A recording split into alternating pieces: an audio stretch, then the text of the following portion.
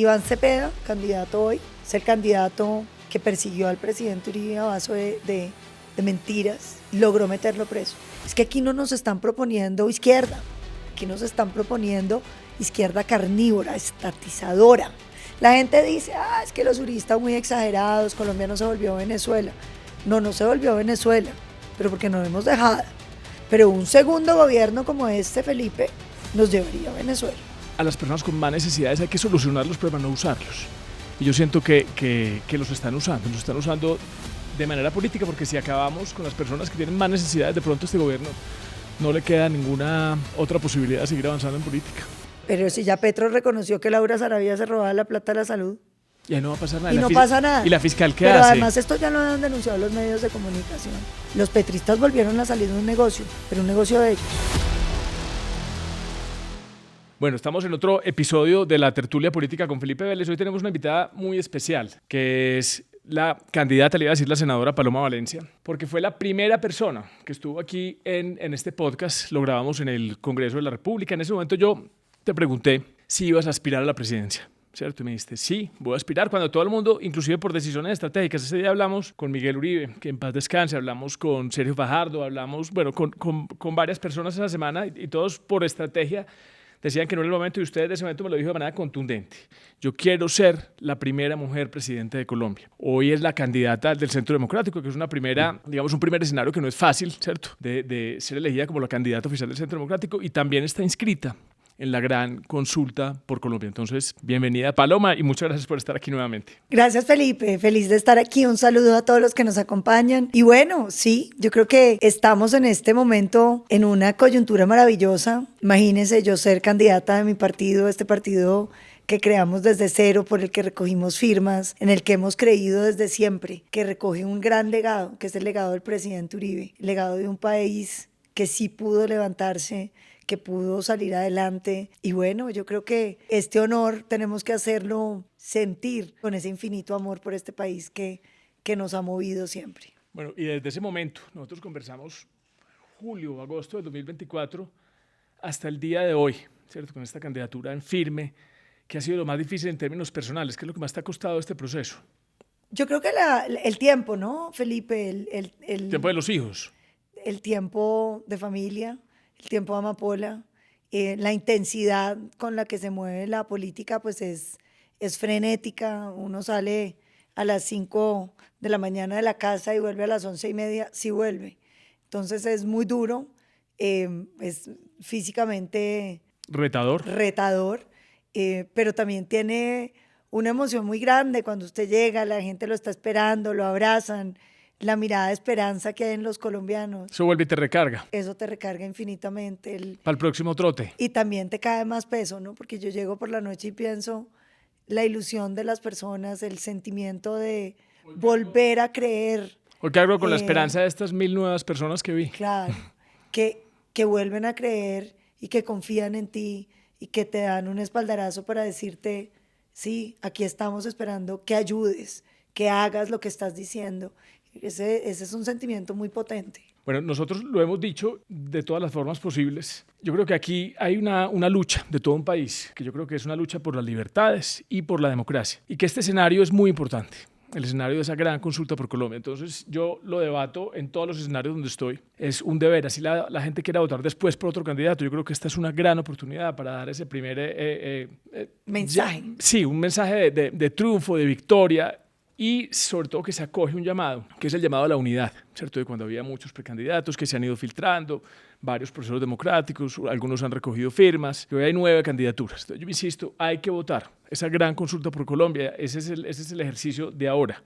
Y mucha gente, digamos, reclama por narrativas, por mitos, por conversaciones de la calle, digamos, hay unos peros en cada una de las candidaturas. Entonces, por ejemplo, en relación a usted, senadora candidata Paloma, pero bueno, ella no ha sido sino senadora, no tiene experiencia en el Ejecutivo. Yo la guardé, ese día me lo dijeron el viernes anterior en un evento social, yo lo anoté y le dije, se lo voy a preguntar, porque yo creo que esto es una de las cosas que hay que aclararle, no a esa persona, sino a todos los colombianos. Pues vea, Felipe, yo creo que primero el Congreso, cuando uno lo hace bien, le da una formación que tal vez el que ha estado en un solo ministerio no tiene. Yo hoy sé tanto de salud como los mayores expertos, tanto de pensiones como los mayores expertos, tanto de los problemas que tiene el sector vivienda, que tiene las madres cabeza de hogar. Yo creo que usted podría decir que la especialización que tiene una persona es para un área, pero un presidente tiene que saber de todo. Y es difícil hoy que alguien tenga más capacidad de haber entendido todos los problemas que tiene este país,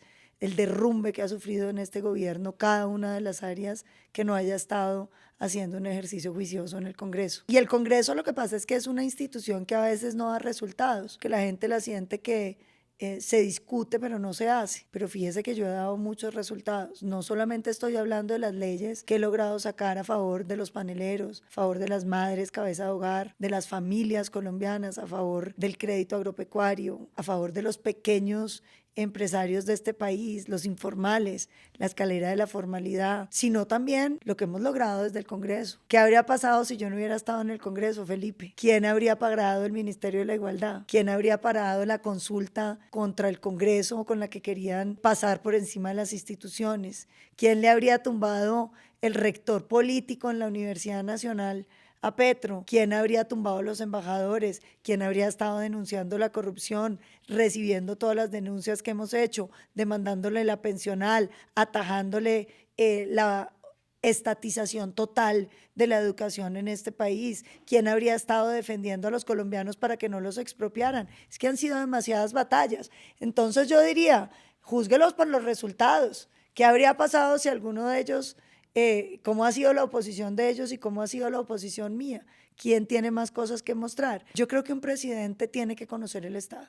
Y de ahí, desde el ejercicio de la dialéctica, porque eso es muy importante que todos lo sepan, ¿cierto? Hay que prepararse para debatir sobre los grandes temas del país, pero de ese ejercicio dialéctico al ejercicio de la ejecución, ¿cómo le garantizamos a todas las personas que va a ser igual de eficiente Paloma Valencia en la presidencia desde la ejecución de las políticas públicas? Vea, porque es que cuando uno sabe cuál es el problema y estudia cuál es la solución, pues llega sabiendo qué es lo que va a hacer. Yo no necesito asesores que me digan a mí qué es lo que yo voy a hacer. Yo sé lo que quiero hacer y sé cuáles son los problemas que hay y cómo se solucionan. Seguramente también habría que decir, haber estado en un ministerio o no estado en un ministerio no garantiza que usted sea buen presidente. Hemos tenido presidentes que han estado en muchos ministerios y no han sido buenos. Esa es una de las cosas que yo esgrimía en defensa de haber pasado solamente... Yo tengo una combinación, Felipe, que es buena y es... Soy una mujer de resultados en una institución donde los resultados no son fáciles. Son tal vez, usted puede conocer muchos congresistas con muy pocos resultados, a pesar de ser buenos congresistas. Y sobre todo congresistas de oposición, ¿cierto? Que cuando se ha generalizado el tema de la mermelada, se ha vuelto muy difícil hacer oposición. Pero no solamente eso, Felipe. Yo digo, un buen congresista... Usted puede ver muchos buenos congresistas, no tienen la mitad de los resultados que tengo yo, porque el Congreso no es una institución de resultados. Yo soy una mujer de resultados. Pero además, yo no vengo sin saber cómo funciona el Estado, a que me digan qué es lo que hay que hacer. Yo sé qué es lo que hay que hacer, porque he estado ahí en la pelea de cada uno de los temas, entendiendo, conversando con todos los expertos, dándome cuenta cuál es el tornillo que usted tiene que apretar. Ser presidente... no es solamente tener el destornillador. Sin saber cómo usarlo. Es saber cuál es el tornillo que está flojo. Y yo creo que en nuestra historia tenemos experimentos desde el legislativo al ejecutivo que han salido muy bien. En cambio, lo que pasa en este momento, por ejemplo, Petro ha pasado por todos los cargos, desde el Consejo de Zipaquirá hasta ejecutivo, alcalde de Bogotá. Fue pésimo alcalde de Bogotá. Y fue pésimo alcalde de Bogotá y ahora pésimo presidente de la República. Y fue pésimo presidente, como senador mediocre fue también. Hablaba mucho, pero mire los resultados de Petro. Yo creo que es que uno tiene que medir no cuál es el trabajo que ha tenido, sino qué resultados ha dado desde el trabajo que ha dado, ¿cierto? Que ha tenido. Usted puede mirar los resultados de Petro, que han sido malos como senador, como alcalde, como todo, y sus resultados como presidente son malos. Yo soy una mujer que en donde he estado siempre ha dado buenos resultados, porque es que ser una persona que hace cosas es más una característica del carácter que del puesto. De acuerdo. Bueno, ¿y por qué decidiste participar en esa gran consulta por Colombia y no seguir en un ejercicio ya con la candidatura oficial del Centro Democrático hasta primera vuelta? ¿Por qué decidiste participar en este Esa fue una decisión muy difícil. Yo la hablé con todo el partido.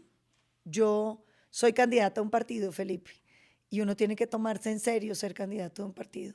Ser candidato a un partido es entender que todas mis credenciales hacen parte de mi candidatura, que todas las personas que creen en este partido hacen parte de mi candidatura, que es mi nombre, pero yo estoy encima de una escalera que hemos construido entre todos. Y yo creo que esa es una conciencia que uno tiene que tener todo el tiempo. Entonces tocó dar un debate adentro. La primera pregunta fue preguntarle a ellos qué querían, qué les parecían. Entre otras porque orienta el criterio de uno, pero porque yo creo que yo me debo a mi partido. Yo soy una mujer de partido, yo soy fundadora de este partido, yo sé lo que nos ha costado estar aquí, entonces yo no voy a pasar encima de mi partido nunca. Lo tengo en cuenta en todas mis decisiones. Tuvimos 2 días de reuniones sin parar, donde escuchamos todos los congresistas del partido, escuchamos los candidatos del partido, escuché la dirigencia del partido regional, la nacional, el director, al presidente Uribe, con una paciencia muy grande, pero con una vocación de que tomáramos la decisión más adecuada. Y sorpréndase, en el partido mayoritariamente ganó que fuéramos a la consulta, pero mayoritariamente es mayoritariamente. Luego yo le pregunté al presidente, le dije, vea, presidente, yo la verdad, después de ir a todo el mundo, porque todo el mundo además arrancaba con la frase, esta decisión es de vida o muerte. Si vas a la consulta, es un suicidio. Y el otro decía, si no vas a la consulta, es un suicidio. Entonces yo decía, estoy suicidada en todos los casos. Le dije, presidente, vea, realmente yo no sé qué decisión tomar. Yo creo que usted, que tiene más experiencia, dígame, ¿qué hacemos? Y él me dijo, una sola pregunta, Paloma. Le dije, cuénteme cuál es la pregunta. Dijo, ¿qué nos queda más fácil? ¿Echar para adelante o echar para atrás? Le dije, presidente, siempre es más fácil echar para adelante. Entonces dijo, vayamos y ganemos esa consulta. Bueno, y si gana la consulta, ¿qué pasa de ahí en adelante? Un trabajo muy grande para seguir conquistando los corazones de los colombianos. Nosotros queremos ganar la presidencia de Colombia y en eso es en lo que estamos. Porque lo importante de esta consulta es que tiene gente de diferentes sectores, de diferentes perspectivas políticas para que sigan acompañando esa candidatura, ¿cierto? O sea, Claro, pero yo le digo una cosa, yo con todas las personas que están ahí he tenido muchas discrepancias políticas. Ahí hay personas muy diversas, pero con todos tengo una gran amistad. Con todos me siento bien, me siento contenta. Son personas que comparten conmigo un interés superior por Colombia, una política de hacer las cosas bien, de no mezclarse con la corrupción. Y yo creo que esos son valores esenciales para este país. Yo pienso en esa consulta y me da ilusión, como colombiana. Pues al final es una representación de lo que piensa Colombia. Claro, y es una representación de decir, somos capaces de entender que hay diferencias, pero que hay un momento coyuntural para el país, que nosotros no podemos dejar que Colombia caiga en el estatismo.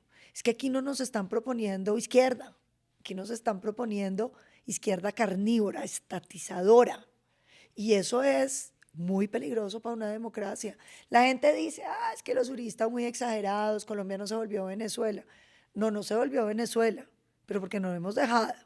Pero un segundo gobierno como este, Felipe, nos llevaría a Venezuela. ¿Usted qué cree que pasa cuando ya consoliden mayorías en la Corte Constitucional, mayorías en el Banco de la República? Cuando la depuración que vienen haciendo de nuestras Fuerzas Armadas, de la mano de Calarcá, el delincuente, ese señor general Huertas que reincorporaron y que trabaja con Calarcá, como se probó en los computadores de Anorí, ha ido sacando a los generales de este país, los oficiales de este país, ¿de acuerdo a qué? A lo que le sirve a la delincuencia. ¿Usted sabe lo que serían otros 4 años de eso?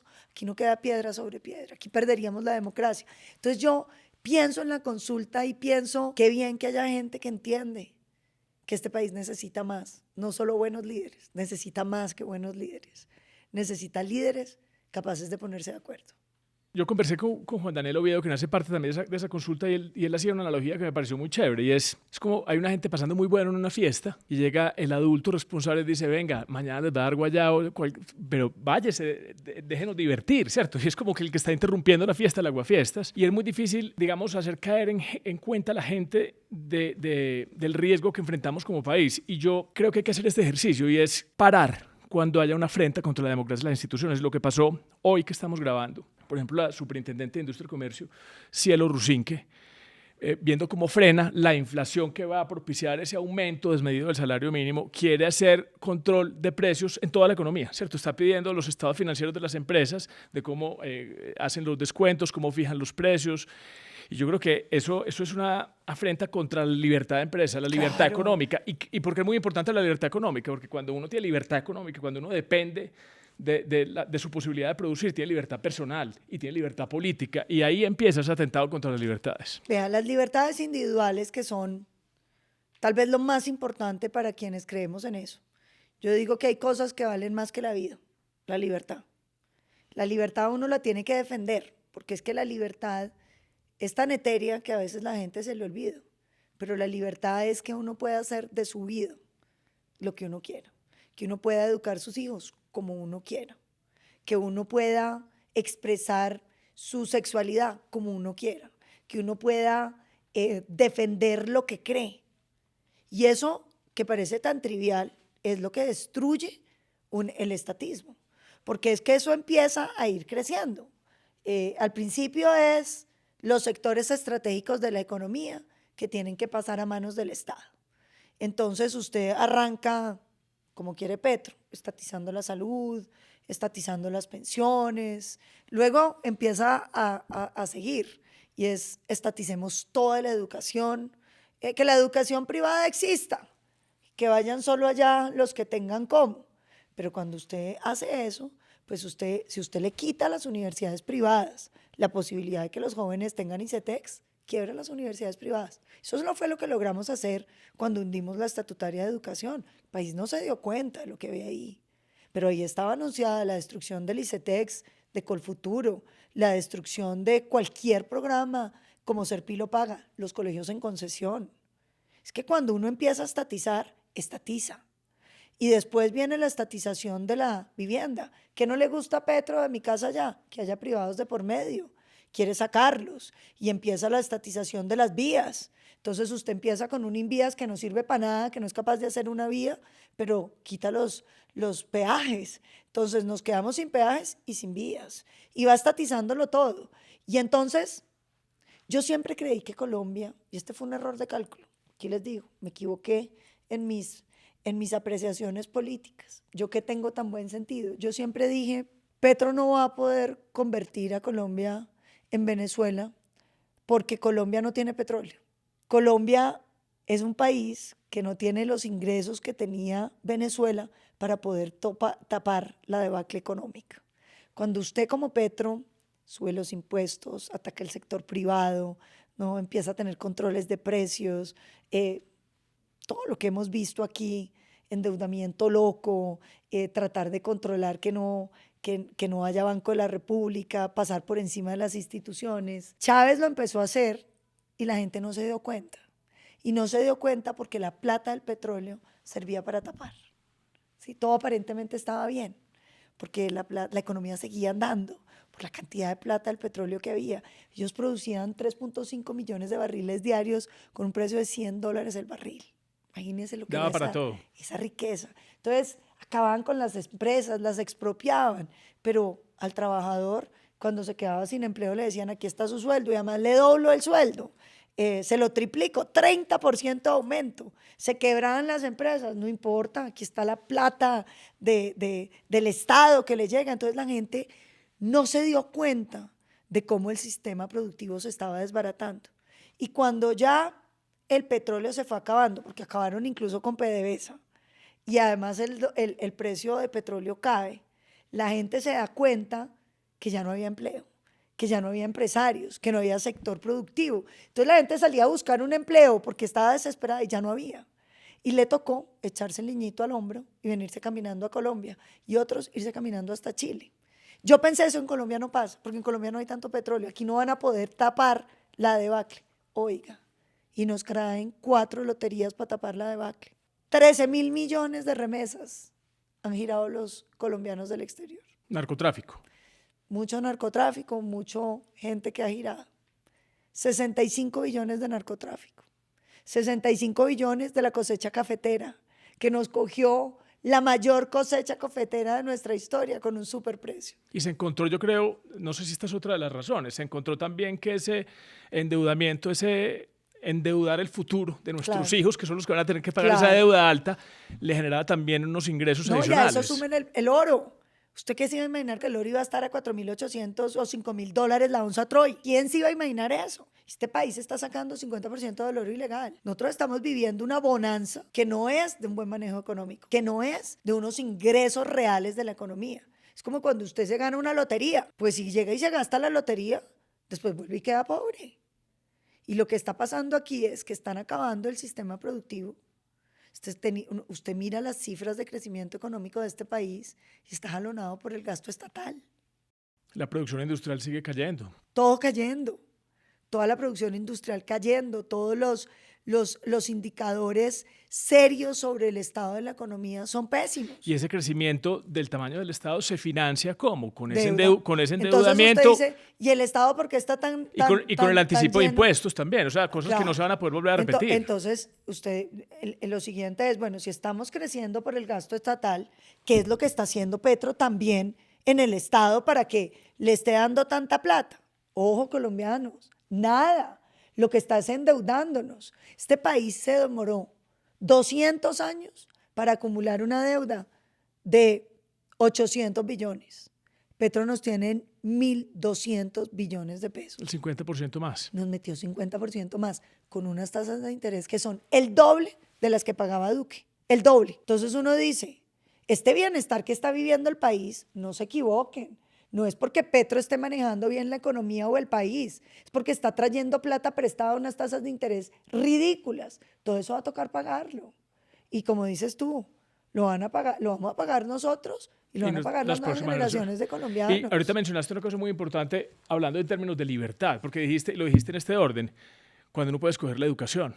Tú has hablado del bono educativo. Hoy no se puede escoger, porque solamente se puede escoger la universidad pública, que es bien limitada. O sea, es Claro. buena, pero es bien limitada y entran muy pocos estudiantes. La salud, hoy no podemos escoger la salud. No. La pensión, hoy no podemos escoger la pensión, ¿cierto? Estamos viviendo ya momentos de cómo se coartan las libertades individuales. Claro, porque es que piensa en las libertades individuales. Al principio, uno dice, bueno, no es grave si me toca solo ir al colegio público. Pues yo le pregunto a una mamá que nos está viendo, ¿y por qué? Porque el derecho que tiene una persona con recursos en Colombia, que es escoger el colegio de tus hijos, no lo va a tener una persona porque tiene menos plata. Lo mismo. Ah, no, aquí dejaron libertad para escoger el fondo de pensiones cuando usted tiene altos salarios. Los ricos sí pueden escoger el fondo de pensiones, los pobres no. La salud, los pobres no pueden escoger. Petrosalud para todos. El que tiene plata ¿Cuánta compra gente una tiene póliza salud de seguro. prepagada? 4 millones de colombianos. O sea, hay 45 millones de colombianos que no tienen acceso a la salud, que no tienen medicamentos y que les toca hacer filas. O sea, es que estamos empezando a vivir lo que podría pasar. Entonces, esta es la estatización. La estatización. Y entonces les dicen que esto es a nombre de los pobres, que van a hacer llorar a los ricos. Eso no es verdad. ¿Sí? La persona que tiene cómo, escoge su colegio privado, escoge su fondo privado, escoge su salud privada. Y dejan a la ciudadanía esclavizada del Estado. Y ese control estatal es el inicio. ¿Por qué? Porque imagínese la dependencia que le genera a usted de la política, que a usted la salud le dependa de un político. Para que a usted lo atiendan, usted tiene que tener un concejal, un diputado, un senador amigo. Usted tiene que hacerle fila a los políticos, no los puede criticar. Le toca votar por el quien lo ordene. Para que lo contraten, para que le den un salario, Claro, para que le llegue después en un futuro la caja CLAP colombiana. Y entonces uno tiene que darse cuenta que la pérdida de la libertad ahí empieza, pero va mucho más allá. Después ya vienen a imponerte qué puedes comer, qué se le puede enseñar a los hijos, se te meten en la casa, se te meten en la nevera. Los impuestos saludables, ¿qué son? Eso es meterse en la nevera tuya, decirte qué te puedes comer o qué no. No, es que yo sí creo que cuando uno habla de las libertades individuales hay muchísimo en juego y los colombianos no podemos no darnos cuenta de que eso es lo que está precisamente amenazado. ¿Y por qué llegamos allá? O sea, ¿cómo se explica que haya llegado una persona que gobernó tan mal a Bogotá a la presidencia de la República? Tú hiciste parte de esa lista del Centro Democrático del 2014, que es una lista virtuosa, de alguna manera parecida a la que existe hoy, con gente por fuera de la política, con políticos buenos, de opinión. Ahí estaba Iván Duque, ¿cierto? Que se destacó como senador y fue presidente de la República. ¿Qué pasó? ¿Qué dimos ese giro? ¿Y qué hacemos para que tengamos un presidente de todos los colombianos y que no volvamos a dar ese giro? O sea, que podamos resistir esos embates. Yo le voy a contar lo que pasó, Camilo, que el uribismo no hizo campaña. Ese fue el momento donde Iván Cepeda logró meter preso al presidente Uribe. Es que fíjese que todo está conectado. Todo está conectado. Iván Cepeda, candidato hoy, es el candidato que persiguió al presidente Uribe a base de mentiras, logró meterlo preso. Usted se recordará que en esa campaña el presidente Uribe dijo que él era tóxico, que él no iba a hacer campaña. Y todo el mundo decidió que el uribismo era tóxico. ¿Se acuerda o no? Sí, y nadie nos dejaba rimar. Vino la presidencial y nosotros tratábamos de apoyar a alguien y la gente decía, no, es que no se les arrimen porque lo ensucian. Era como que tuviéramos lepra. Le hizo falta el Partido Centro Democrático haciendo política para que Petro no hubiera ganado. Y lo digo claritico para que lo escuche todo el mundo, porque yo creo que fue un momento donde escondimos el uribismo, porque el presidente Uribe se declaró tóxico por el proceso judicial que le montó Iván Cepeda. Y por una narrativa, ¿cierto? Por una narrativa del Uribe paramilitar, ¿cierto? Que es una narrativa que no ha sido probada, ¿cierto? Y que le ha costado mucho y le ha pesado mucho. ¿Tú crees que esa narrativa se ha superado? Por ejemplo, con la persecución política, con la gente se da cuenta que hay todo un aparato intentando dañar la imagen. Yo creo que hay una sensibilización de pronto o otra vez empatía con el presidente Uribe. Dicen que un país que no conoce su historia está condenado a repetirla. Un montón de peladitos que no habían visto lo que es la violencia asesina en este país, les ha tocado verla.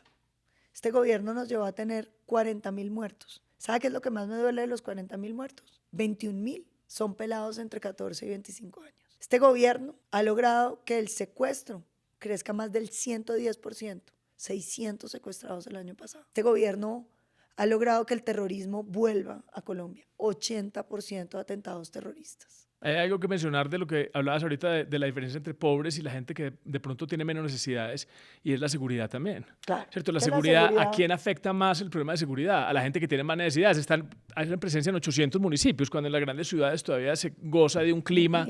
Uno va a Soledad Atlántico a hablar con los mototaxistas y se los encuentra todos extorsionados.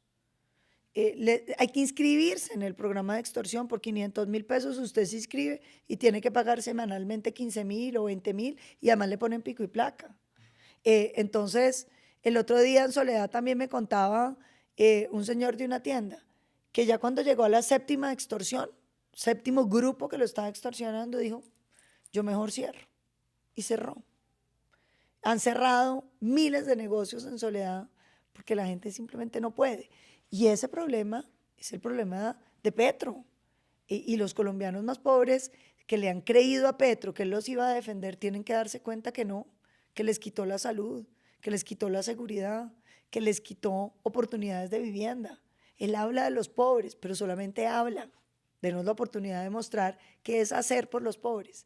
Porque es que al presidente Uribe le han robado la mitad de su prestigio. La gente dice Uribe es seguridad. Y yo le diría, Uribe es seguridad y política social.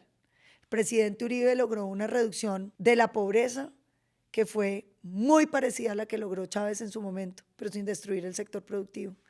El presidente Uribe recibió un país que era con un 56% de pobreza, lo dejó en 37, 36. El presidente Pastrana, que fue un gran presidente, este país le tiene que rendir un homenaje importante, porque él fue el que empezó los programas sociales, él los creó, él trajo Familias en Acción, él implementó por primera vez el adulto mayor, que lo había creado el presidente Uribe en la Ley 100. Familias en Acción fue un súper programa, era decirle a las familias pobres de este país, manda a tu hijo a estudiar, no lo pongas a trabajar, y nosotros te damos un subsidio para que ese niño se mantenga en el colegio.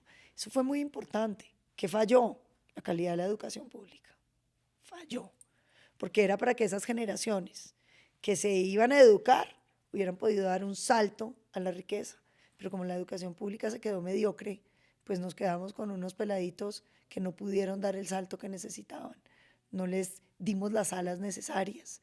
Y ahí hay que aprender. Pero mire, el presidente Uribe recibió 260.000 familias, las multiplicó por 10, 2.600.000 entregó. El SENA, que tenía poquitos cupos, lo multiplicó por 8. El adulto mayor, que eran 60.000, lo llevó a 900.000. Es decir, La política social del uribismo es un bastión muy importante, tan importante como la seguridad. Que la seguridad es como la mesa. Usted no puede construir un país si no hay seguridad. Pero luego uno tiene que tener un sector privado dinamizado. Me preguntaba una señora antier en Palmira: Paloma, es que vos me venís a decir aquí que querés bajarle los impuestos a los empresarios, porque solo te importan los ricos. Me lo preguntó muy sinceramente. Yo le dije: mi linda, yo no le bajo los impuestos porque sean ricos, sino porque son empresarios. Entonces me dijo: ¿cómo así? Dije: mi linda, usted no quisiera trabajo para sus hijos. No quisiera que ese pelado que se está graduando de una universidad y que lo que quiere conseguir es un puesto, pueda encontrar ese puesto. Que esa señora de 50 años que quiere volver a ingresar al mercado laboral pueda encontrar un trabajo. Me dijo: sí. ¿Y de dónde salen los trabajos? Salen de los empresarios. Esa idea de que el Estado es el empleador y de dónde va a sacar la plata el Estado. Yo les voy a contar cómo funciona la economía. Uno tiene un sector productivo. Ese sector productivo tiene que invertir aquí. Y lo primero que tiene que pensar uno es que Colombia tiene que ser competitiva. Si viene una planta de gaseosas que va a abrir y va a generar 1.000 empleos, no viene a Colombia obligada, tiene que venir porque quiere. ¿Qué necesita? Primero, seguridad. Segundo, impuestos razonables. Lo primero que usted haría si usted es la compañía de gaseosas es ir a Perú, a Brasil, a México, a Panamá y mira los impuestos y compara dónde le va a ir mejor. Si usted le ofrece un país inseguro y con los mayores impuestos de toda la OCDE, ¿por qué va a venir a Colombia? No, competitivo en materia de impuestos y sobre todo que el Estado lo tenemos que reducir. Un Estado que tiene y le sobra el dinero cada vez va a seguir creciendo más y utilizando mal ese dinero, ¿sí? Derrochándolo de alguna manera. Claro, pero entonces piense, usted tiene que atraer la inversión. Ese señor que viene va a generarnos empleo, eso ya es ganancia, pero además va a pagar impuestos. ¿Para qué son los impuestos? Para dos cosas: bienes públicos, que es que infraestructura, las vías terciarias, las autopistas, los puertos, para que llegue más inversión. Y lo segundo, para hacer justicia social. Este país sí tiene una población en pobreza, en abandono, con falta de oportunidades a la que hay que atender. Yo me comprometo no solamente a pagar el subsidio al adulto mayor, a crear uno para las madres cabeza de hogar que están en pobreza, sacando a esos niños adelante solas. Usted llega allá a Tumaco y las ve vendiendo pues cualquier cosa, hay que ayudarlas. Es un tema de economía del cuidado. Claro. Que eso es una inversión de un subsidio, que es, en vez de dar un subsidio para que la gente malviva, es utilizarlo como una especie de prevención para que las madres tengan cómo vivir mientras sus hijos van a estudiar, las cuidan. Ese tema de la economía del cuidado me parece vital. El pelado que está sin hacer nada, pongámoslo a estudiar, meta la plata ahí. El pelado que está trabajando, pero está trabajando en una cosa que no le da suficiente porque no pudo estudiar. Páguele un subsidio para que estudie, no para que no mate, para que estudie, para que salga adelante. Este país tiene que ponerse las pilas en salir adelante.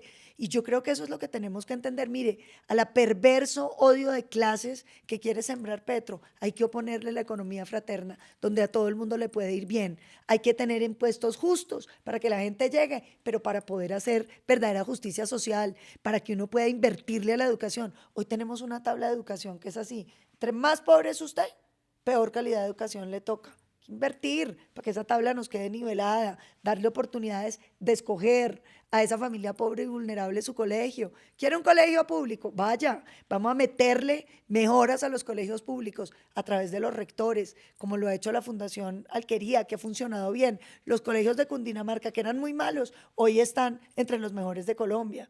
Y eso es lo que tenemos que hacer. Hay que empezar a mejorar los colegios, pero hay que tener colegios en concesión, hechos por el Estado, administrados por privados, y colegios privados que nos reciban los niños de escasos recursos para que puedan tener educación de calidad.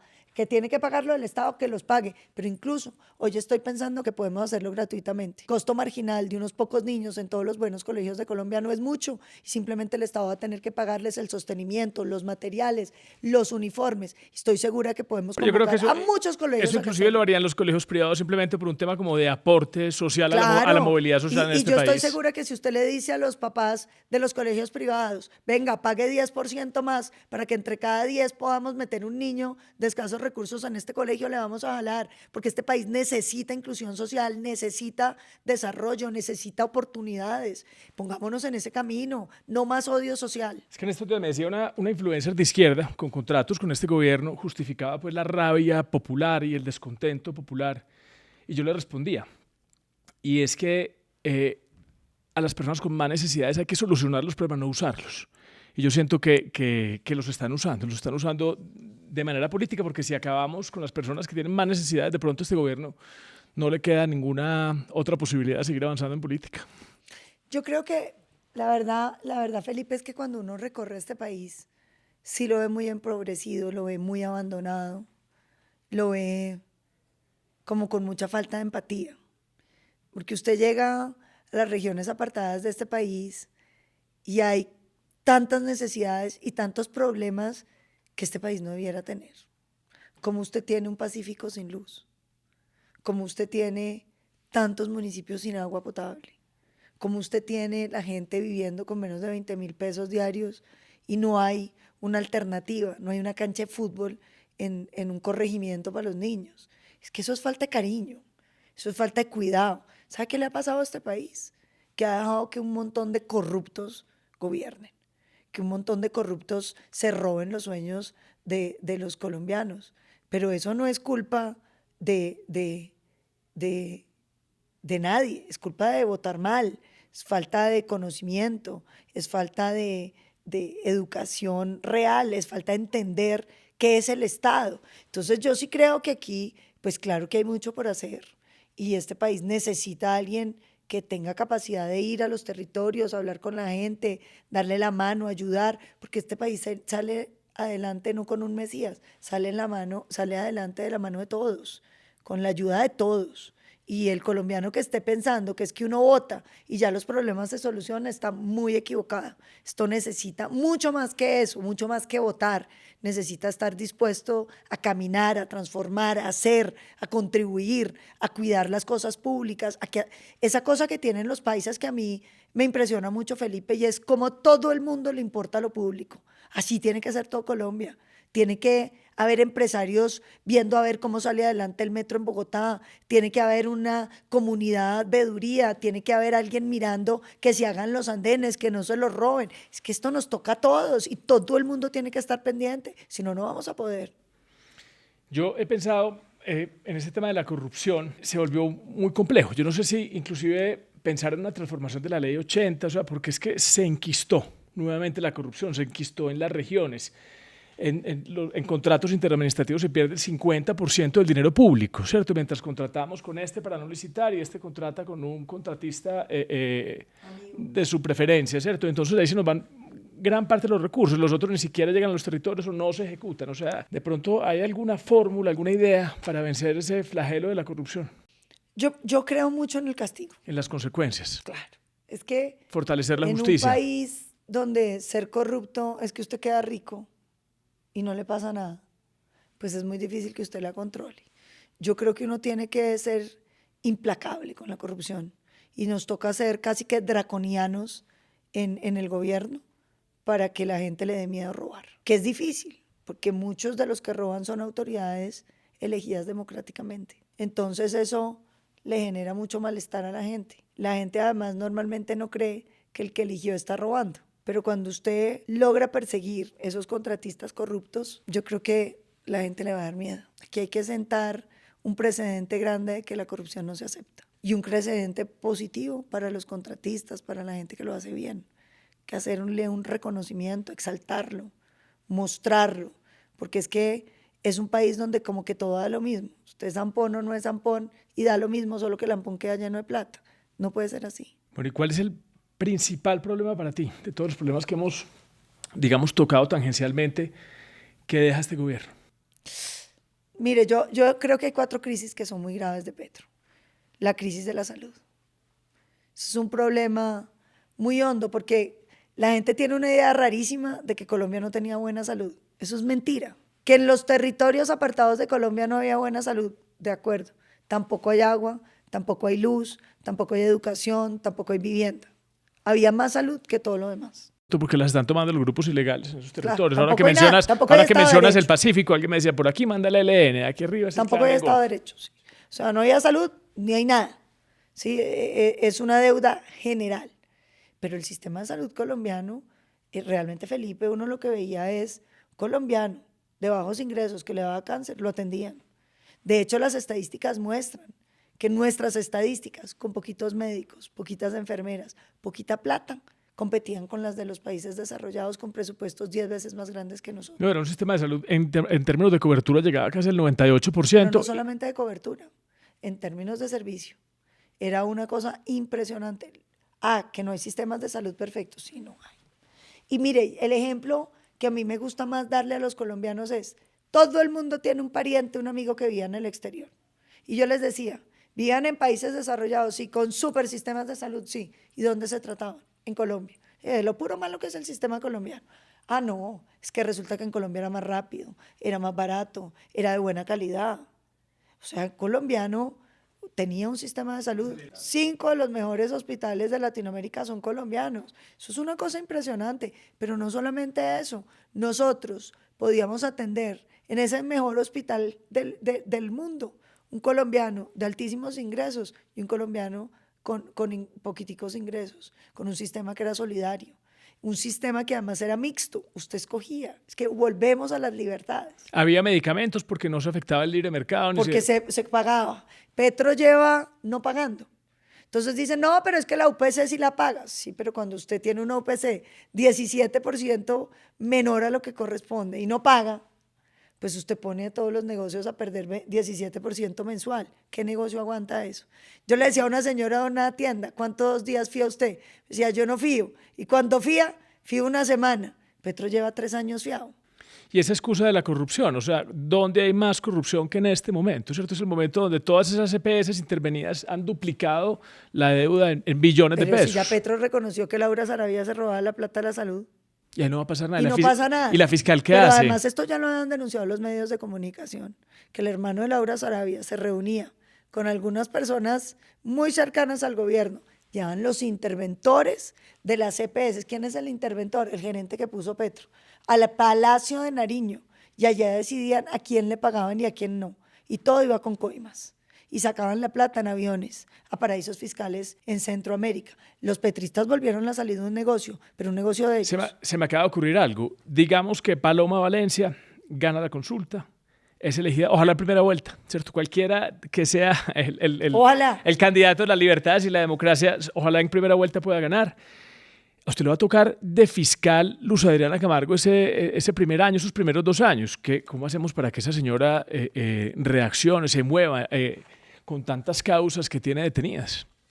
Yo creo que aquí hay independencia de poderes y uno no puede brincársela, porque si algo hemos aprendido los colombianos en todo este trayecto es que la democracia vale más que todo. Ese periodo se va a acabar sin pena ni gloria, con una fiscal que ha embolatado todos los procesos contra el petrismo, y nosotros vamos a tener es que más bien procurar resolverle los problemas a los colombianos que están en nuestro alcance. Creo que necesitamos una gran y profunda reforma a la justicia, que esperamos hacer de la mano de la rama judicial. ¿Esta vez sí? Esta vez sí. O sea, ellos hoy esta vez están comprometidos. Yo creo que todo el mundo tiene que estar comprometido en la Colombia que Colombia necesita. Los colombianos están cansados de que los problemas no se resuelven. En los territorios los grupos ilegales resuelven los problemas. Hoy con las tecnologías de inteligencia artificial, imagínense un robot nacional de machine learning alimentado con la jurisprudencia nacional que ayude a que los juzgados puedan fallar más rápido. Necesitamos mejoras. También hay que invertir la pirámide, es cierto que las pequeñas causas, los conflictos de convivencia sean los que primero se atienden, ¿cierto?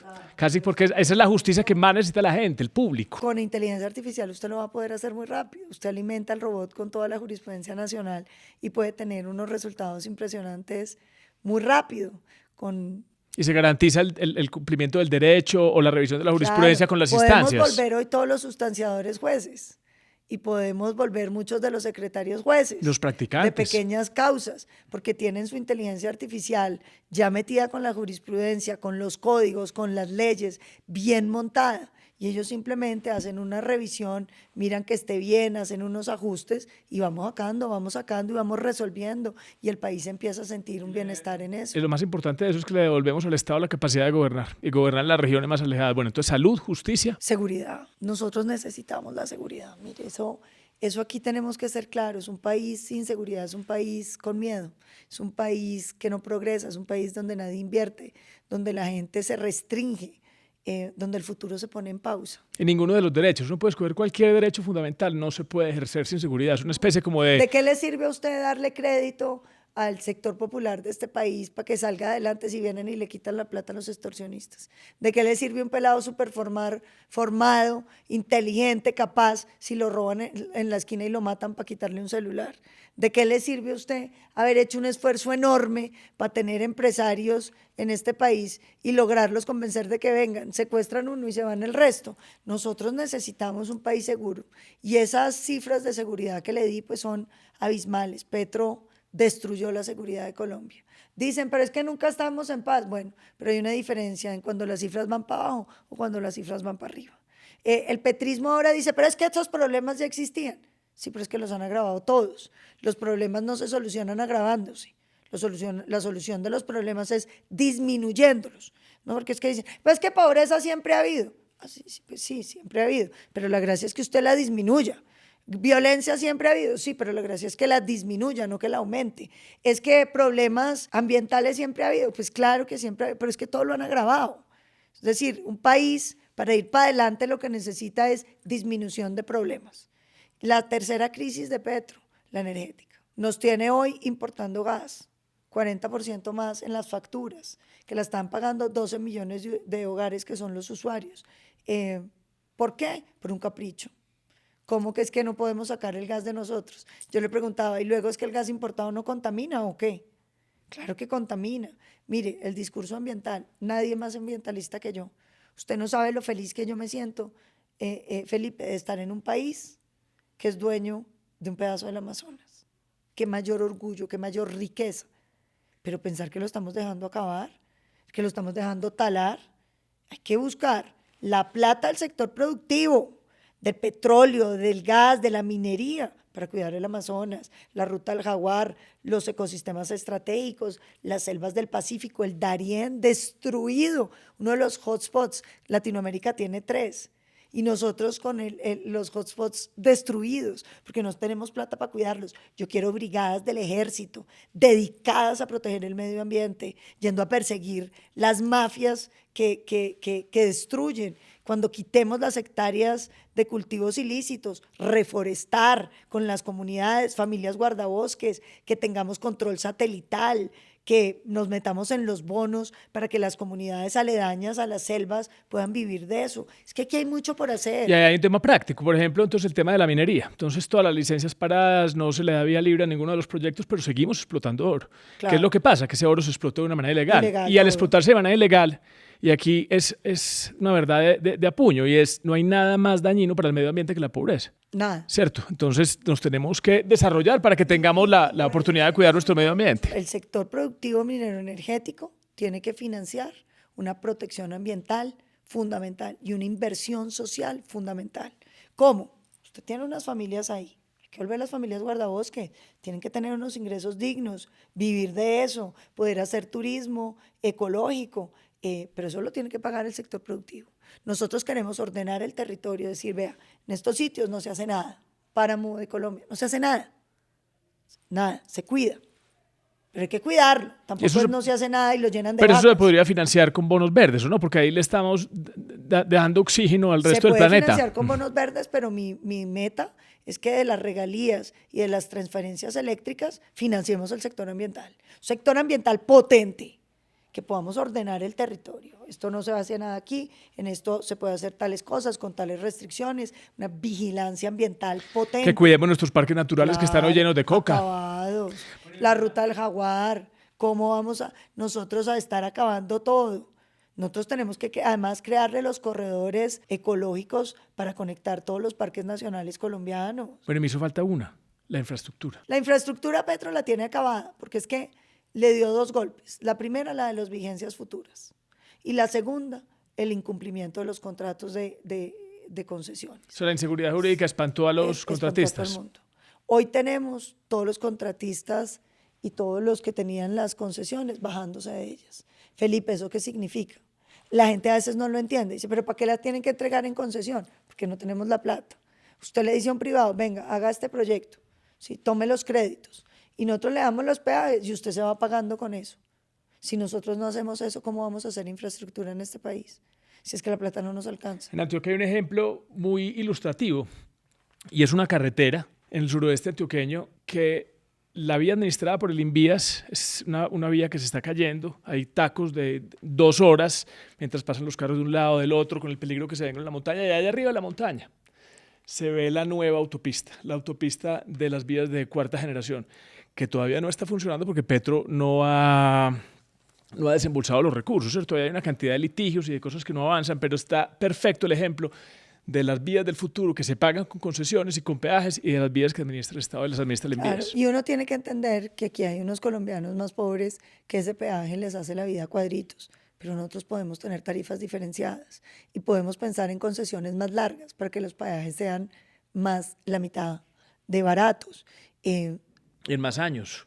Claro, más años en el contrato para que usted pueda tener bajarle un poquito los costos. Bajar los costos de ese peaje. Y tenemos que buscar mecanismos que incluso para pequeños negocios y todo pueda haber un tratamiento diferenciado. Pero no creer que la solución es que no tengamos vías. Pues no es. La solución es que las tengamos y que miremos cómo podemos entre todos contribuir a pagarlos. Y un tema fundamental, creo que el país tiene que hacer una revisión en torno también a los contratistas. Muchas vías que se contratan no se hacen de mala calidad. Aquí vamos a tener que hacer una evaluación seria sobre esos contratistas de infraestructura, que los hay buenísimos, pero también hay unos que nos están debiendo. Me gustó mucho oír todo este tema tan importante que es reiterativo en cada uno de los gobiernos, tiene que ver con la red terciaria. Y usted le cambió el nombre al Plan Vial Campesino, ¿cierto? Como pensando un poquito como en las comunidades. No sé si eso es economía popular, contratación social, porque no me explica un poquito más a profundidad. Mire, ese tema. la verdad es que cuando uno mira el agro colombiano, está lleno de pobreza, de abandono. Es igualito que cuando uno visita los municipios pobres, ¿no? Es que no hay nada. Entonces, el dolor más grande que tiene el campesino es que cuando al fin va a sacar su cosecha, no hay por dónde. Porque siempre hay una curva, hay un sitio donde siempre se derrumba. Ahí hay que intervenir. 10.000 kilómetros de vías terciarias con nuevas tecnologías de pavimentación, con placahuellas.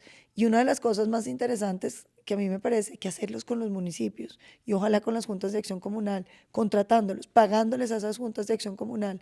Es decir, cuando usted logra que lo que se construye, lo construya la propia gente, un sentido de identidad, un sentido de cuidado, un sentido de pertenencia, que hace que la obra se haga con cariño, que se cuide con cariño, que tener maquinaria amarilla para asociaciones de municipios que estén cerquita, con una financiación de mantenimiento de esa maquinaria desde el Estado, porque la maquinaria amarilla se destruye porque los municipios no tienen cómo sostenerla.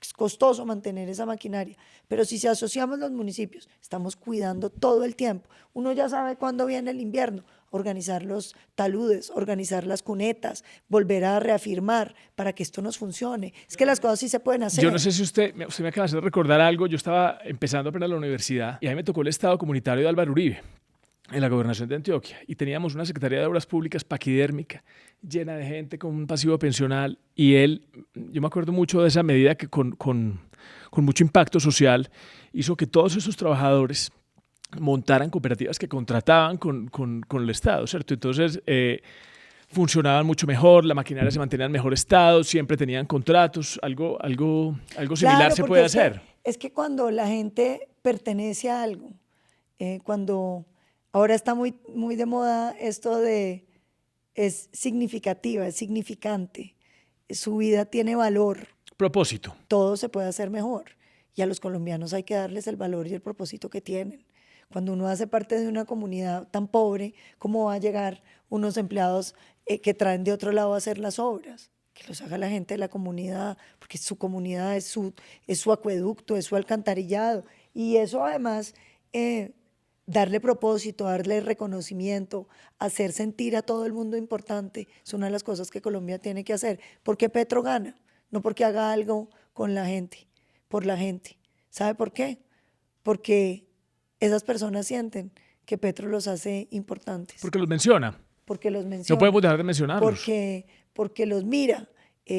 Uno tiene que demostrarles que no solamente los miramos, los mencionamos, sino que con ellos vamos a hacer que las cosas pasen. Con ellos. Bueno, en términos de seguridad hay una propuesta también que escuché, creo que es de otro participante de la gran consulta, que habla de una medida de choque para el tema de seguridad, que es sacar reservistas. Habla de sacar 30.000 reservistas, si no estoy mal, es la cifra. ¿Usted qué opina de esa propuesta? Esa propuesta es mía, de cuando hicimos campaña con el presidente Duque, porque uno de los grandes temas es cómo aumentamos el pie de fuerza rápidamente. Yo se lo propuse al presidente Duque durante esa campaña. Él tal vez en algún momento lo dijo, y es cómo podemos traer los reservistas. Yo creo, ya la evolución mía de esa propuesta es que uno no los puede reincorporar porque destruye la antigüedad que ya existe, genera un ruido adentro. Lo que tiene que hacer es tener una nueva carrera, donde usted los reincorpora dentro de una nueva, digamos, carrera dentro de la fuerza pública, que yo creo que evita esta cosa que pueda generar la odiosidad de que este lo sacaron, lo metieron, al otro no lo metieron. Es una nueva carrera donde los vamos a reincorporar. Pero los soldados, suboficial, todo. Pero mire que además uno de los grandes retos de crecer el pie de fuerza es el mando, ¿sí? Porque usted, pues el mando no es fácil de formar. Nosotros queremos invitar a muchos de los soldados profesionales que están hoy a que se vuelvan oficiales, porque ellos ya conocen lo que es estar en la batalla, ya tienen la experiencia. Si les damos unos cursos de formación para que se vuelvan mandos, nosotros vamos a poder crecer rápidamente las estructuras de nuestra fuerza pública. Creemos que eso es una iniciativa bien importante. Y hay otro tipo de tareas. Cuando tú dices que hay otra carrera diferente, yo creo que es muy importante copar el tema de control territorial, lo que decías en materia ambiental. Para eso necesita pie de fuerza. Para eso pueden servir los reservistas. Y yo te quería contar algo, y es que el 26 de enero, hace 15 días, me escribió un amigo y me dijo, desde hoy, oficialmente dejamos de ser reservistas. O sea, ya no soy reservista, yo ya ni de tercera clase, hace 30 años presté servicio militar, como pasa el tiempo. Wow, ya no se dice la edad, Felipe. Ya no califico para esa propuesta. Pero mire que una cosa que es bien importante es tener en cuenta a los miembros de la reserva, que además la están dando toda. Uno se los encuentra después de haber batallado tanto por este país, ahora metidos en la política, empujando, preocupados por Colombia. Y tienen influencia y ascendencia en las personas que están en este momento en las fuerzas militares, y ellos, ahí hay una especie de obediencia moral que también ha hecho que el rumbo se mantenga. Que yo creo que eso va a ser muy importante, y si uno los reincorpora y los trae nuevamente al servicio en una carrera adicional, vamos a poder tener muchos hombres y mujeres con una enorme capacidad, experiencia, ayudando a fortalecer eso. Es que nosotros necesitamos todo tipo de pie de fuerza. El más importante que vamos a necesitar es el de reconquistar las comunidades. Esa fuerza pública que trabaje con la comunidad, que la ayude a salirse de la ilegalidad, que la reincorpore, que la traiga, que la ayude a migrar de esa vivienda con los ilegales, de ese contubernio en los que los tienen esclavizados, a traerlos a la legalidad. Yo veo ahí unas oportunidades enormes. Bueno, para mí era muy importante tenerla aquí, porque nosotros le queríamos dar un mensaje a Medellín y Antioquia de lo importante que es esta primera etapa, ¿cierto? Nosotros hemos hablado inclusive que esto es como una primerísima vuelta, donde hay que derrotar a la consulta de la izquierda, ¿cierto? Que ya no contará con la presencia, pues, de Iván Cepeda, pero de todas maneras yo creo que es el primer mensaje de triunfo que tiene que dar una nación, ¿cierto? Yo creo que fuera de eso también el mensaje de unión. Hay cosas muy importantes que no hay que desaprovechar. Yo cambio la aproximación. ¿Cómo le vamos a ganar a Petro? Uniéndonos los que somos demócratas. Eso va desde el centro y la centroizquierda hasta la derecha. Y la consulta es una oportunidad enorme de que acerquemos un pedazo de ese centro que nunca ha querido votar por quienes somos de centro derecha. Dicen, no, preferimos votar en blanco. Hoy están diciendo, no preferimos votar en blanco. Estamos dispuestos a acompañar. Eso me parece súper importante de este ejercicio, es que la gente que tiene unas tendencias más de centro izquierda, va a votar por algunos participantes que siente que son de centro izquierda y va a escuchar. Claro. ¿Cierto? Lo más importante es que hay un debate donde, Felipe, donde muchos colombianos unidos. vamos a escuchar, porque la gente llega con un sesgo, este es mi candidato, esta es mi forma de pensar. Y yo creo que esto cambia un poquito el escenario.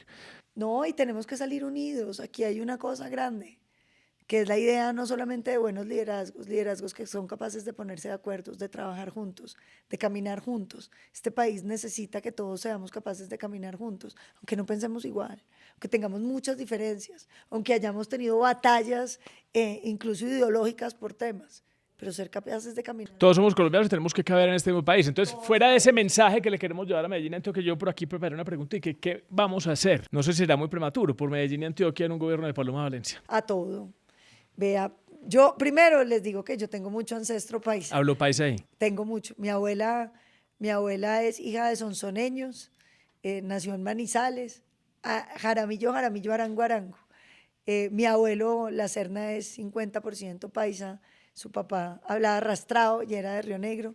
Pero además yo soy uribista. Felipe, usted no me lo va a creer, a mí me elige Antioquia. A mí me hace senadora Antioquia. Así que cuéntenme como una antioqueña más, por Antioquia todo, porque es que ha sido el departamento que ha resistido y que nos ha ayudado siempre. Antioquia tiene varios retos. Primero, celebrar un gobernador como Andrés Julián. A mí Andrés Julián me parece que va a ser un líder muy importante para el futuro de Colombia. Y decir que con él hemos pensado en tantas cosas que se pueden hacer en Antioquia. Él ha venido estirando su pequeño presupuesto para atender las necesidades de todos los municipios. Yo creo que nosotros tenemos que ayudar a esos alcaldes a cumplir lo que necesitan, a que con los bancos de desarrollo, porque no va a haber mucha plata, podamos montarle un proyecto significativo a cada municipio de Colombia, no solo de Antioquia, que podamos montarle además un proyecto productivo.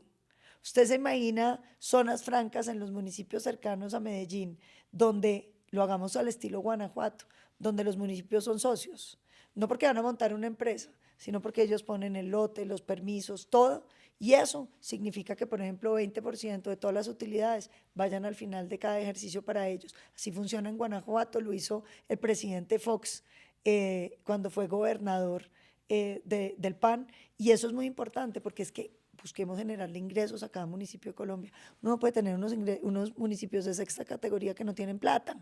Montémosles un negocito, una Pelton, una explotación a filo de agua, de energía, montémosles esos proyectos de zonas francas, montémosles negocios que les permitan financiarse. Démosles oportunidades de que ellos manejen esos subsidios que queremos para la madre cabeza de hogar, para el adulto mayor, para el joven que quiere estudiar, para que los alcaldes se empoderen, puedan salir adelante, que las vías que vamos a hacer, los 10.000 kilómetros, las hagamos con los municipios de Colombia a través de las gobernaciones. Es decir, aquí hay mucho que hacer, por supuesto, terminar toda la infraestructura que se necesita para los 3 puertos del Urabá, que yo creo que van a ser la salida definitiva para la riqueza de Colombia y de Antioquia, y creo que hay que terminar toda esa infraestructura que se ha prometido y que está sin terminar, las autopistas de la montaña y todo lo que quedó pendiente en este gobierno. De este gobierno con Antioquia. Ahora le digo una cosa, Petro odia Antioquia, yo amo Antioquia, pero Petro no le cumplió ni siquiera a los departamentos donde ganó. Yo soy caucana. Y allá ganó Petro. Allá barrió Petro. Sacó el 70% de los votos del 80%. ¿Sabe qué le ha dado? Nada. Violencia. Entonces, que no se sientan mal los antioqueños.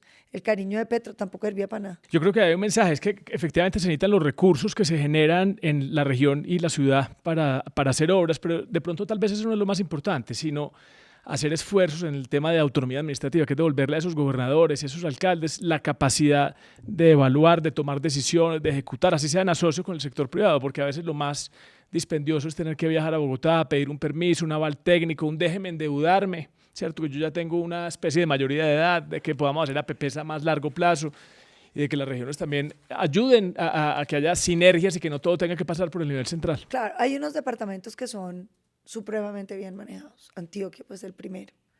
Pero uno también no puede tratar todos los departamentos iguales, porque hay otros departamentos que son nidos de corrupción, Felipe, y que todo lo que uno echa allá se pierde. Entonces yo sí creo que necesitamos hacer como una categorización de acuerdo a los resultados, y a los que lo hacen bien, darles toda la autonomía. Pero usted mencionaba al gobernador Andrés Julián Rendón, y él alguna vez en una conversación que tuvimos me enseñó un término muy importante y tiene que ver con la competencia fiscal y con el empoderamiento político que eso empieza a dar. Y es que cuando la gente en los territorios empieza a dar cuenta que el alcalde con los recursos que autogestiona está generando desarrollo, lo va a votar más, ¿cierto? Pero que ahora con esa dependencia, que todo llegue del nivel central y por iguales y sin exigir resultados, sin una contraprestación, eso hace que sea muy difícil para el votante entender cuándo hay una buena gestión y cuándo no, ¿cierto? Porque todo viene de Bogotá. No, lo que pasa es que se roban todo y usted ni se entera, ¿sí? O sea, la gente no lo ve. Piense en los casos de departamentos como La Guajira, que han recibido billones de pesos en regalías, billones, y no hay nada. Entonces, si usted me dice, démosle, pues, a veces hay un buen gobernador por ahí, démosle toda la autonomía, yo le diría, a mí me daría miedo, porque cuando se han hecho esos experimentos, Es que lo que están recibiendo no se produce en La Guajira, ¿cierto? Hay como que que ser... no, es el Cerrejón, se produce en La Ah, Guajira. ok. O sea, son regalías. Son regalías. El departamento de La Guajira es un departamento sostenible que produce más de lo que lo que recibe. Pero infinitamente. Y el Cesar, Valledupar, una de las ciudades con mayores ingresos de este país. Y vaya a ver la pobreza, vaya a ver la infraestructura.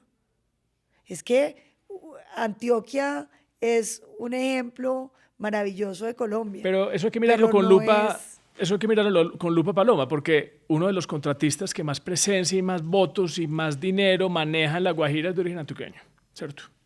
Entonces la corrupción también la exportamos. Pero por eso le digo, unos gobernadores como ha tenido Antioquia, pues hoy Andrés Julián, que yo me declaro absolutamente su fan, pues son maravillosos y a ellos hay que darles todas las alas. Claro, pero usted también tiene unos departamentos donde hay que pensar, unos municipios donde hay que pensar en que hay que ponerlos en cuidados intensivos. O sea, la clave sí puede estar en esa ley de competencias y capacidades. Hay que pensar en digamos que ahorita las finanzas públicas no están para repartir.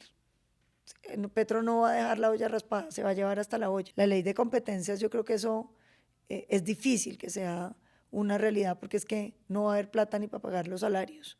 El problema fiscal de Colombia es muy grande. Como te digo, tenemos una deuda de 1.200 billones, tenemos con unas tasas de interés que pueden estar alrededor del 13%, tenemos un problema de un déficit fiscal que puede estar llegando al 8% y unas deudas no declaradas que arrancan con las de la salud, que son 50 billones en EPS y 4 billones en medicamentos. Y a eso súmele los subsidios de energía, los subsidios de gas, lo que le metieron a Naire en deudas. La situación fiscal del país va a ser muy difícil. Que yo creo que se corrige de Con alguna manera crecimiento económico. y se corrige rápidamente. Rápidamente no. Con un cambio de dirección, o sea, que los mercados vean que hay seguridad jurídica. Pero nos toca ir a refinanciar la deuda y por eso aquí invitar a todos los empresarios el 7 de agosto, si ganamos, no esperen a ver cómo va a salir el gobierno, inviertan, porque el milagro pasa si todos creemos. Uno solo vuela si está convencido de volar. Bueno, Paloma, nosotros terminamos aquí, tú ya sabes, con unas pequeñas preguntas personales, nos hemos extendido un poquito, entonces muy rápido te las hago y es, ¿qué te pone los pies a ti en la tierra en este corre, este ir y venir? Ya sales en un vuelo para otro departamento. ¿Qué te pone los pies en la tierra? La ciudadanía que lo mira a uno con sus ojos de estoy confiando en ti y espero que cumplas. Y ese cumplir es una enorme responsabilidad. Aquí hay un tema personal que quiero tocar con mucho respeto. El mismo día que yo conversé contigo en 2024, yo conversé con Miguel Uribe Turbay. Y yo creo que hoy muchos sentimos la necesidad de honrar su memoria. Si Miguel te pudiera ver hoy, a este punto al que ha llegado, ¿qué le dirías? A Miguel, que vamos a honrar su memoria siempre, que vamos a cuidar de sus amigos, de sus seres queridos, siempre. Y que la Colombia que queremos es una Colombia donde nunca más vuelva a pasar eso. Donde a nadie lo maten por pensar, que nadie lo maten por querer hacer las cosas. O por representar algo, ¿cierto? Cierto, por representar algo. A mí lo de Miguel me duele todos los días de mi vida, todos los días. No hay un día que no lo piense y no sienta un vacío de lo que pasó. Yo no puedo creer que esté muerto y desde aquí le digo a él, a su familia, a sus amigos, que conmigo van a contar siempre. Sí, eso no se nos puede olvidar, ¿cierto? Y que ojalá su legado le dé el giro a este país que necesite, que lo puedan vivir sus hijos y sus familiares. Bueno, lo último, en un tema un poquito más personal, ¿qué país le quisieras dejar a tu hija Amapola? Yo quiero que ella esté en un país donde no solamente se quiera quedar, se pueda quedar, sino que sea un país seguro, un país donde nadie tenga hambre, donde todo el mundo pueda vivir bien, donde las libertades individuales valgan, donde podamos cuidar nuestro medio ambiente y desarrollarnos económicamente, donde no haya odio social, sino una economía que crezca, pero que tenga siempre un sentido de solidaridad, de afecto, de inclusión, donde todos los niños tengan derecho a una buena calidad en la educación, un país donde uno pueda realizar sus sueños. Bueno, Paloma, te agradezco mucho por estar aquí con nosotros ti. y te deseo mucha suerte en todo lo que se viene. Gracias, Felipe.